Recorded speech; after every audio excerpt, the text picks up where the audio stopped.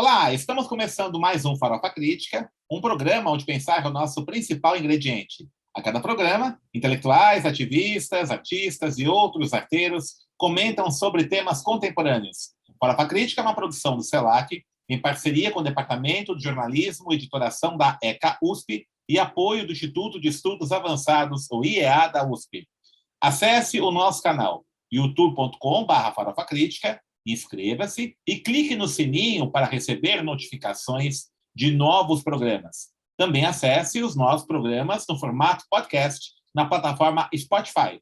Interaja com a nossa produção acessando a nossa página no Facebook, facebook.com/canal Farofa Crítica, onde você pode mandar sugestões, críticas, ideias para melhorarmos o nosso programa. Avise os amigos, familiares, colegas para todos acessarem o nosso canal.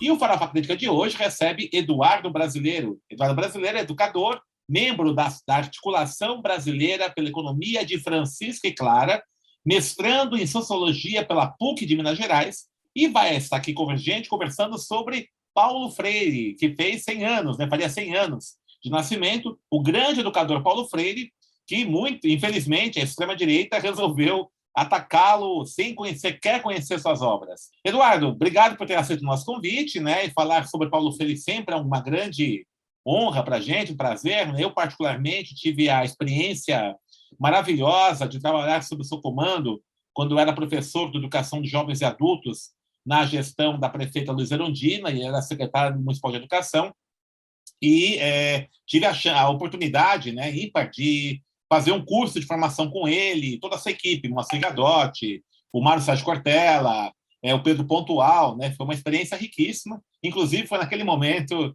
que eu decidi ser professor, mas, assim, Paulo Freire tem muito a nos dizer ainda hoje, Eduardo? Denis, muito obrigado pelo convite. É um prazer estar com você aqui nessa Farofa Crítica que eu acompanho e sei do sério trabalho que é feito aqui. E, de fato, Paulo Freire ele tem muito a nos dizer nesse período. E não é à toa que ele é a figura mais perseguida nesse tempo, porque sabem do potencial que ele traz a partir da pedagogia crítica, que é essa linhagem de discussão que ele pertenceu, a função da pedagogia em formar sujeitos, e esses sujeitos formem conhecimento. Essa capacidade que o Paulo Freire teve de contribuir com a democratização do Brasil, a partir de um momento, nós estávamos falando do Freire ali antes do exílio, que ele viveu aqui no Brasil, nós estamos falando de uma figura que viveu um período onde o voto não era universal, onde o analfabetismo era um instrumento de dominação política das elites. Então, nós temos uma contribuição muito grande do Freire a romper no território, no momento histórico dele, todo um processo de dominação política e a construção desse processo de envolvimento, de construção da figura que são as pessoas, a partir do seu conhecimento, a partir do seu território. E sabe que essa transformação do conhecimento, ela capacita as pessoas para transformar o mundo. E o Paulo Freire sempre contribuiu muito com essa percepção. Tanto é assim, Denis, que eu acho que a pedagogia do Paulo Freire ela é crítica, porque questiona quais os conteúdos que estão sendo abordados, por que esses e não aqueles, quais os interesses estão sendo atendidos. Por exemplo, nós estamos passando por um Enem que foi o mais elitista da história, dos últimos tempos, porque a gente está falando de uma concentração de uma educação voltada para aqueles que podem acessar a educação, e não aqueles que devem, que são as periferias, os territórios que estão sendo marginalizados. Então, a pedagogia do Paulo Freire, ela nos dá esse lugar, o olhar sobre as periferias, sobre todos, e constrói uma dimensão ética profunda, que é uma coisa que não passa hoje na nossa realidade, porque é uma ética que o capitalismo, que o neoliberalismo não suporta, que é compreender todas as vidas do planeta, respeitar e ter espaço para elas, Então, eu acho que o Paulo Freire ele é perigoso porque o pilar da educação freiriana, aquele da percepção de que o educando e o educador devem zelar pela essa ética, todo o processo de aprendizagem seja inacabado e feito da leitura, releitura, do diálogo, do debate, É essa a contribuição de Freire, né? Essa contribuição de que nós possamos construir espaços onde as pessoas se constroem enquanto sujeitos, estão inacabadas e estão contribuindo para esse todo que é os desafios contemporâneos. O Freire, ele disse que gostaria de ser lembrado como um homem que amou o seu país profundamente.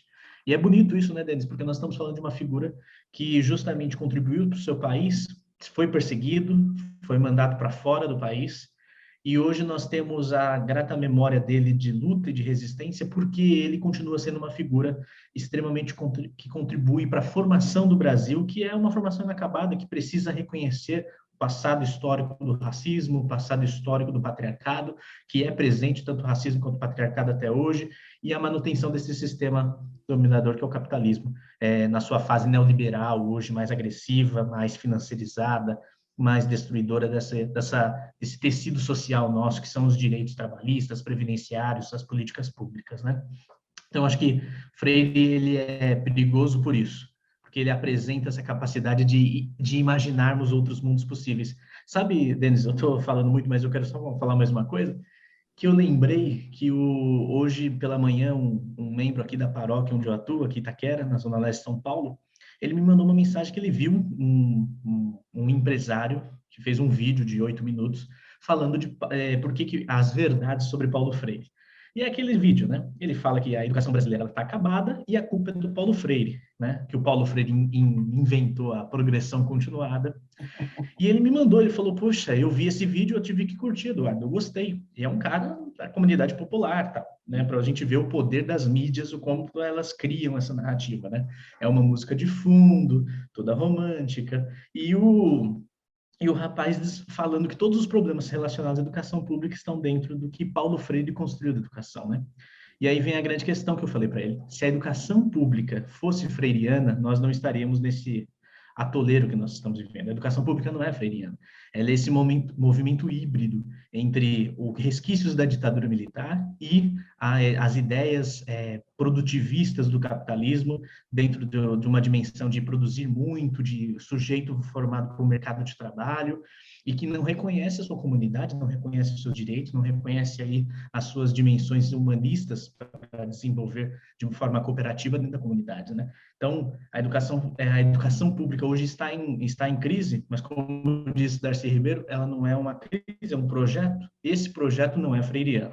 Se fosse, nós estaríamos muito aquém dos nossos desafios de hoje, né? Perfeito.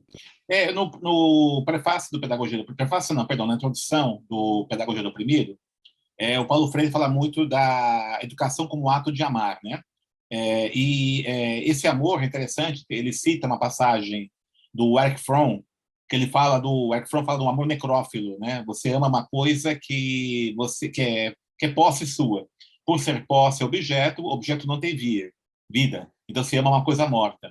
Quando ele propõe amar uma coisa viva. Como é que você enxerga isso, né? Porque essa educação foi voltada meramente ao treinamento de mão de obra, né? Que é um pouco isso, né? Que é a perspectiva conservadora de educação, e que pensa o sujeito meramente para produzir e consumir, a única perspectiva de sujeito é essa. Quando o Freire propõe formar um sujeito, um cidadão, consciência crítica, ou seja, transcende muito isso, exatamente essa. A educação que nós temos hoje é uma educação que forma sujeitos necrófilos, portanto, nós estamos observando aí uma falta de indignação com os constantes desrespeitos à vida, caso, por exemplo, agora de um governo que está fazendo até chacota do número da Covid, que mata bilhares de brasileiros. Como é que você enxerga isso? É verdade, Denis. A educação ela é uma síntese de um projeto civilizatório que é esse projeto hoje, um projeto necrófilo, um projeto que está armando a população contra si própria e que cria inimigos internos como uma forma de dar respostas ao que o capitalismo é incapaz de dar, que é termos uma sociedade de bem-estar, de cuidado, de perspectivas de sonhos de vida, né? E veja o quão é perigoso, né, a gente ir para esse caminho como o Brasil está indo, né?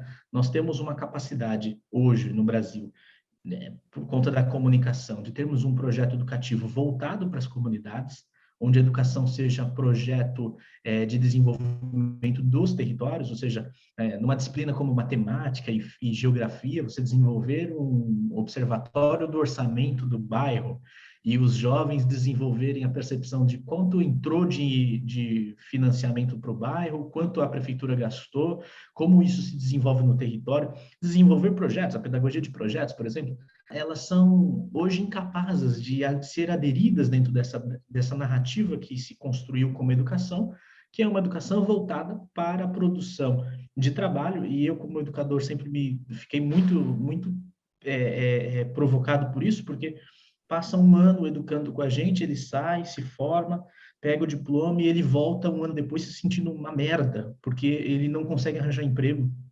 E aí ele percebe e aí a gente tem que fazer um exercício dentro da educação de mostrar que não existe espaço para todos dentro desse sistema econômico, político, e que ele cria essas narrativas políticas como uma forma de guiar o olhar da gente para os problemas que não são os verdadeiros problemas.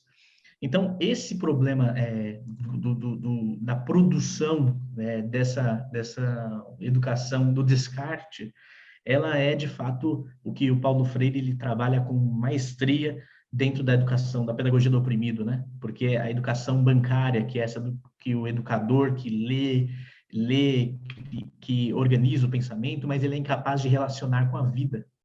E a gente precisa, cada vez mais, uma educação que forme os sujeitos para o reconhecimento da vida, né? Tira a educação a posição desse sujeito do conhecimento.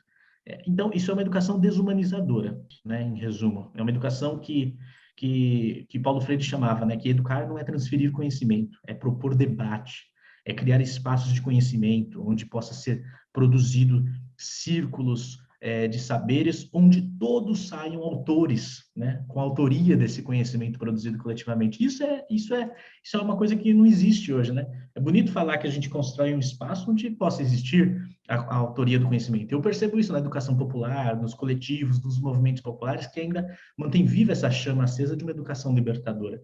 Mas na educação formal, a gente percebe o quanto isso está distante, porque os professores são jogados à precarização, então você tem uma quantidade enorme que você não consegue trabalhar um projeto educativo, né? Quantidade de estudantes, a precarização do trabalho e a própria transformação ideológica ali do estudante que tem premissas que ele vai bebendo desse mundo das redes e que não estão voltadas por um projeto civilizatório. Por isso que eu gosto da provocação de Freire, e Freire tem que provocar cada vez mais os professores a trazer essas dimensões dentro das escolas, que é a sua premissa ideológica, ela é inclusiva ou exclusiva? Para os educandos também perceberem o processo de destruição que eles estão postos, para que começam a perceber qual é o projeto de sociedade que a gente quer debater, né? Para além do meu projeto pessoal de desenvolvimento, e que esse projeto pessoal de desenvolvimento, ele dance, ele ande para e passo com o meu projeto coletivo. Não quer dizer que todos os estudantes eles saiam voltados para movimentos populares, mas que eles saiam, na verdade, provocados a esse valor ético de entender que o coletivo, que o comunitário, ele é uma saída para as grandes crises que tem lá nos anos 80 com a Margaret Thatcher lá na Inglaterra, né, falando que não existe sociedade, né? De lá para cá é só desmonte, porque ela quer construir sociedade de grupos de indivíduos formados para a ideia liberal de economia e famílias. E a gente precisa voltar a construir comunidade, e a escola tem esse potencial que tem que ser provocado pelo Paulo Freire, porque é um projeto humanizador do Freire diante de um projeto desumanizador do capitalismo, né? O Freire, no chão da vida, ele coloca todo o esforço filosófico, teórico, numa relação substantiva mesmo de ensino-aprendizagem. Ou seja, infelizmente isso não foi vivido no Brasil, mas o ensino-aprendizagem ele precisa ter esse objetivo, né? De que cada indivíduo tenha a condição de dizer a própria palavra, como diz a pedagogia do oprimido, né? Essa tragédia humana que nós vivemos, da epidemia, ela tem evidenciado que esse modelo de individualismo exacerbado, liberalismo, ele é insuficiente para responder esses dilemas. Quando a gente fala em vacinação, por exemplo, a vacinação não é apenas um ato de proteção individual, mas um ato de proteção coletiva. Você tem que vacinar o maior número de pessoas possível para que o vírus pare de propagar. Você usar máscaras não é uma proteção só sua, mas também dos que estão em torno de você. Você acha que a humanidade ela possa aprender e ter uma visão crítica em função dessa experiência que está sendo imposta por essa tragédia, ou não? Como diz o Frei Beto, né, Denis? Vamos deixar o pessimismo para dias melhores, né? Acho que a gente precisa forjar de algum jeito a utopia, a esperança, né? E eu acho que Esperançar, como diria Paulo Freire. esperançar, como diz o Paulo Esperançar. Freire, é verdade. Trazer esse esperançar para um projeto coletivo territorial mesmo, né? Na pedagogia freiriana tem 4 elementos que são muito interessantes, né? Que às vezes a gente percebe como se produz essa pedagogia. E eu acho que é um erro, como diz os pensadores do Paulo Freire, né? Eles falam, é um erro dizer que existe um método. E, de fato, Paulo Freire foi um filósofo da educação, pensou toda uma complexidade. Mas eu acho que existe um caminho de 4 passos muito importante que a gente precisa começar a desenvolver nas nossas comunidades, porque, querendo ou não, todos nós temos relações, todos nós temos um grupo onde a gente acaba trazendo e trocando mundos. E eu acho que isso entra um pouco na pedagogia do Freire a partir disso, né? A primeira dimensão é aquela de como é que nós lemos os mundos, né? Ou seja, o que cada um que está conosco, que partilha uma pastoral, que participa de um movimento social, que participa dentro da escola, o que essas pessoas elas já sabem desse mundo. E aí, nesse momento que elas partilham, né, que elas colocam sua visão de mundo, começa um momento de partilha, né? Que é esse segundo movimento que é o mundo visto e o mundo vivido, né? Entender por que as bagagens são diferentes, por que as nossas percepções elas possibilitam ver o mundo de forma tão diferente e discutir o significado da palavra. Por exemplo, liberdade. A gente viu no 7 de setembro uma coisa grotesca, que é gente na Paulista pedindo liberdade a partir da vinda de militares para o governo, né? Pedindo os militares no governo em nome da liberdade. Então, como é que na educação que a gente conhece, liberdade virou algo tão em disputa de múltiplos significados, né? Então, a gente precisa trazer para esses espaços a discussão onde a gente mostra o que é verdadeiramente a liberdade. Esse processo de conhecer os desafios, conhecer o processo histórico, e a partir desses reconhecimentos a gente construir, não dá para conceber que aquilo é liberdade, mas que liberdade está a partir do processo quando a gente começa a se desenvolver territorialmente, consegue perceber a autonomia dos sujeitos e, assim, alçar um projeto coletivo de sociedade, de comunidade, de grupo. Então, eu acho que o processo da partilha, esse segundo movimento da partilha no Freire é muito importante para nós fazermos, porque aí começa um terceiro movimento, que é a reconstrução do mundo partilhado, que é entender o que é possível ser feito a partir disso. Por isso que a gente conhece o Quilombação, a gente conhece a articulação da economia de Francisco e Clara, a gente conhece o MST, a gente conhece os coletivos de cultura, o movimento da EJA, né, de educação de jovens e adultos. A gente conhece gente que começou, a partir do mundo que foi partilhado, construir isso que é um projeto de sociedade, né? Porque isso é revolucionário e propõe de que forma o conhecimento pode transformar. Então, é algo radicalmente contrário à lógica. E sabe que uma outra dimensão, por conta do meu lugar de ter experiência do mundo, foi sempre a espiritualidade. Eu venho das comunidades eclesiais de base da igreja, na Zona Leste de São Paulo, fruto daquela igreja que teve com a parceria de Paulo Freire à frente, o Dom Paulo Evaristo Arnes, e o Freire sempre sinalizou uma formação para uma vida que passa por iluminar essa imanência do mundo. Ou seja, a educação deve ser um método para buscarmos a nossa transcendentalidade, sabe? A nossa ancestralidade, aquilo que vem, passa por nós e nos atravessa, que nos potencializa e que nos dá a capacidade de pensar o mundo, né? Então, eu acho que a espiritualidade ela também tem que passar pelos nossos espaços de maneira ecumênica, de maneira a acolher os mundos religiosos, as profissões de fé religiosas e também dos que não professam nenhuma fé, para conceber pequenas comunidades educadoras. Eu acho que essa palavra comunidade educadora eu acho muito importante porque ela é o caminho para a gente superar essa lógica do neoliberalismo, que é bélica, mas que é ignorante, porque ela é forjada na alienação, ela é forjada em esquemas de dados, de informações que não estão focados nos desafios sociais verdadeiramente. Porque a gente sabe que o problema do Brasil e do mundo é a desigualdade, que é a destruição dos pobres e a destruição da terra. Então, um foco de projeto de sociedade que entre nesse debate, ele certeiramente ele vai estar totalmente contrário a toda essa lógica que nós estamos vivendo no governo federal e descendo seus escalões. Então, eu acho que a educação é, de fato, é meio blasé falar isso, mas é, de fato, a única saída, mais como projeto popular, não como projeto de sociedade trazido de cima e colocado dentro das escolas, né? O projeto é popular mesmo, de organizarmos comunidades e que provoquem as escolas a pensar o seu território, né?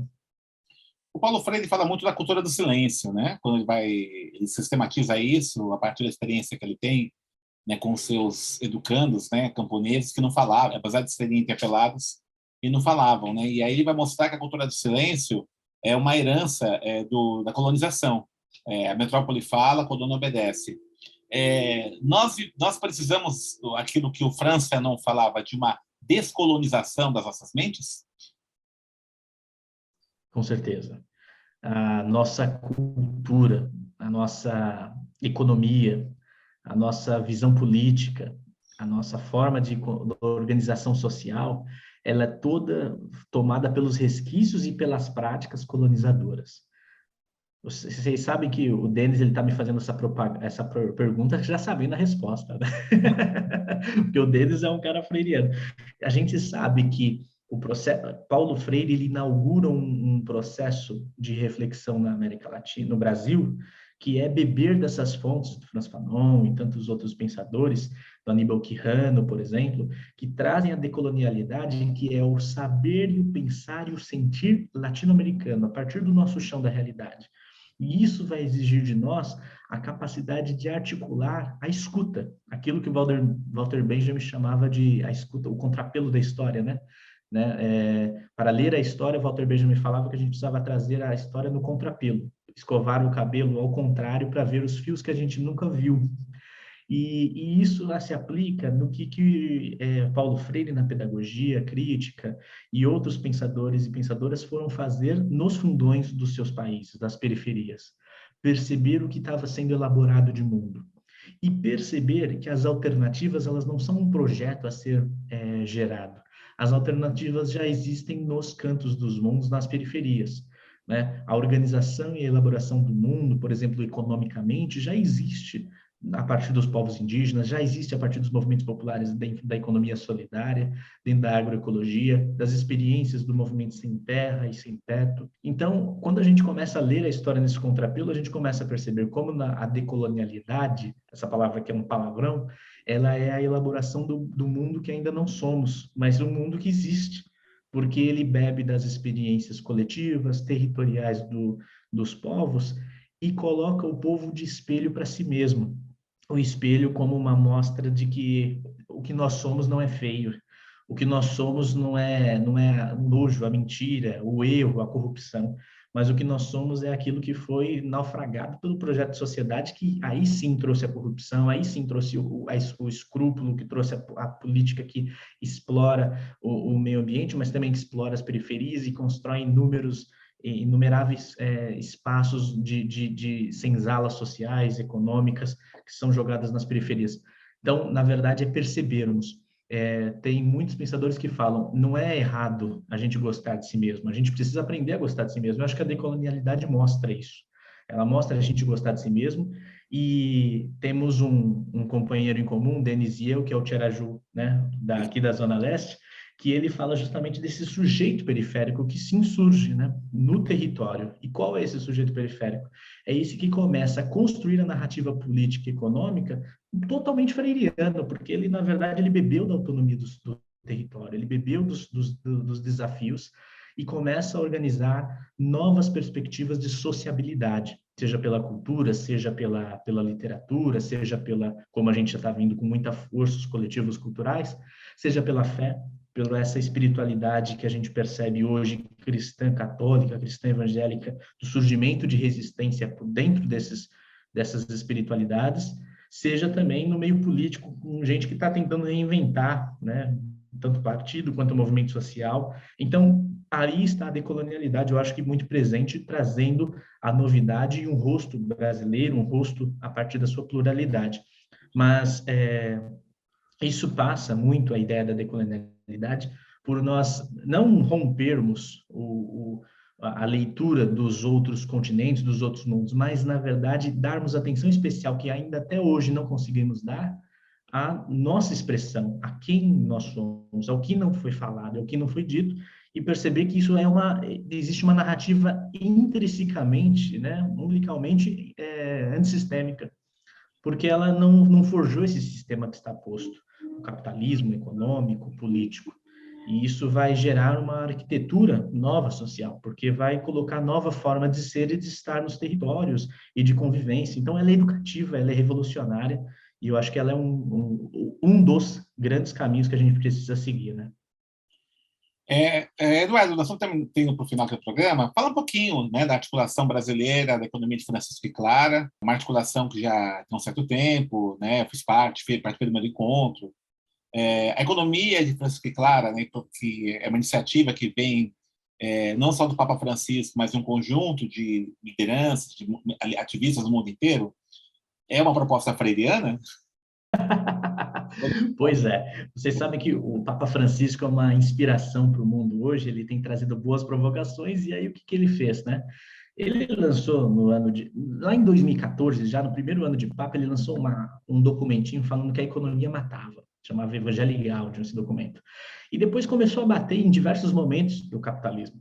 A gente percebeu que ele reuniu movimentos populares do mundo inteiro em 2014, 15. Então tem feito uma onda. Eis que em 2015 ele também lança um documento chamado Laudato Si, falando da centralidade da luta sociais e ecológicas juntos, falando de uma ecologia integral, né? Discutir sociedade e meio ambiente de maneira integral para superar os grandes resquícios da ideia de desenvolvimento. Para vocês terem ideia, né? A igreja nos anos 60, por meio do Papa Paulo VI, falava que o desenvolvimento é o grande nome da paz, né? E hoje a gente está rompendo com esse elo, a igreja está rompendo, ela não acredita mais em desenvolvimento nos moldes do desenvolvimentismo extrativista, exploratório do trabalho e do capital, né? Mas acredita numa outra dimensão, que é essa da ecologia integral, e isso é preciso construir um novo pacto econômico. Foi aí que ele chamou um processo de discussão no mundo inteiro, com jovens no mundo inteiro, somos 2.000, né? E chamado Economia de Francisco. Aí no Brasil, Denis, o Célio Turino e toda uma galera daqui do Brasil falaram assim, vamos fazer um projeto, uma articulação brasileira da economia de Francisco. Surgiu um grande encontro em 2019, lá em junho ou em novembro de 2019, e a gente tirou, né, Denis, uma ideia de falar, não, a economia de Francisco e Clara, uma economia que, na verdade, olha, o homem e a mulher lado a lado para construir esse sistema. E por que Francisco e Clara? O Papa está falando dos santos, né? O famoso santo São Francisco, da Santa Clara, e de toda uma fraternidade que há muitos centos anos atrás romperam com a ideia de sociedade que viviam ali de um capitalismo, não, nem era capitalismo, né? De uma sociedade civil, econômica lá que tinha, mas que tinha privilégios e muita pobreza, e foram viver em harmonia com a natureza, mas em viver em harmonia também socialmente, produzir uma economia, uma política de fraternidade, de solidariedade. Então, ali é a inspiração. E hoje nós temos a economia de Francisco e Clara como um projeto de discussão de uma nova plataforma econômica neoliberal que represente, a partir da solidariedade, da fraternidade, uma nova perspectiva, né?